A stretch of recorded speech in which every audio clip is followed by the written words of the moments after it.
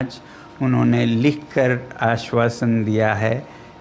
एक तो ये कि जो हमारे विद्यार्थी और युवा जंतर मंतर पर शांतिपूर्ण आंदोलन कर रहे हैं या जो 20 जुलाई को संसद चलो में भाग ले रहे थे, उन पर कोई कानूनी कार्रवाई, एफआईआर इत्यादि नहीं करेंगे। ऐसा बहुत होता है ऐसे आंदोलनों में। तो ये हमने आश्वासन लिया है कि ऐसा कुछ नहीं किया जाएगा। दूसरा ये कि जो पेपर लीक के इस हादसे में मृत हुए बच्चे हैं 20 से भी ज़्यादा, उन सब को उपयुक्त कॉम्पनसेशन दिया जाएगा, मुआवज़ा दिया जाएगा उनके घरों को। और तीसरा ये कि इस मुद्दे पर और शिक्षा और परीक्षाओं में जवाबदेही सरकार में लाने के बारे में संसद में पूरी तरह से वार्ता होगी, बहस होगी कि आगे से ऐसा ना हो और जो हुआ है उस पे पूरी जवाबदेही हो। अब आप कहेंगे ज़रूर कि धर्मेंद्र प्रधान जी के इस्तीफ़े पे क्या हुआ।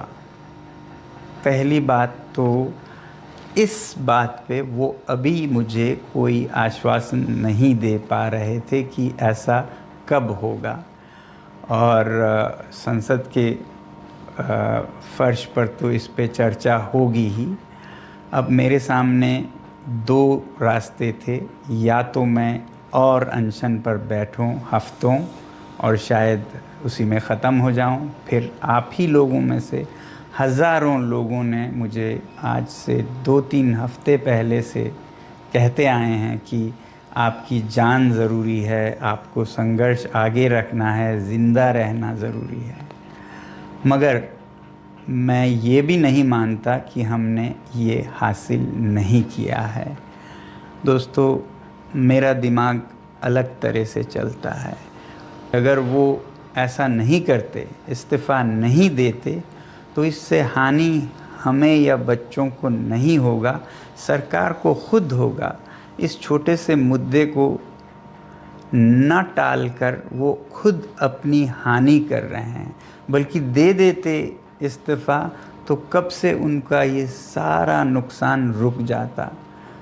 इसलिए मेरे लिए सबसे ज़्यादा ज़रूरी ये बात नहीं थी, इसका तो खुद निपटारा हो जाएगा तमाम तरीक़ों से।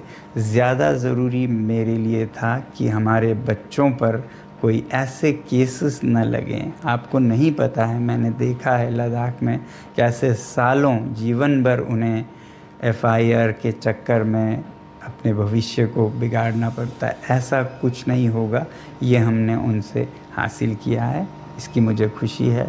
और जो मृत बच्चों के परिवार हैं उन्हें उचित मुआवज़ा दिया जाएगा, इसकी मुझे खुशी है। और भारत के लोकतंत्र की सबसे उच्च मंदिर मैं कहूँगा, जो कि हमारी संसद है, वहाँ पर इस मुद्दे पर और जवाबदेही पर भी पूरी बहस होगी। तो इसके साथ मैं आप सबके भी बहुत बहुत धन्यवाद करता हूँ कि आप लोगों ने समर्थन दिया इस आंदोलन का।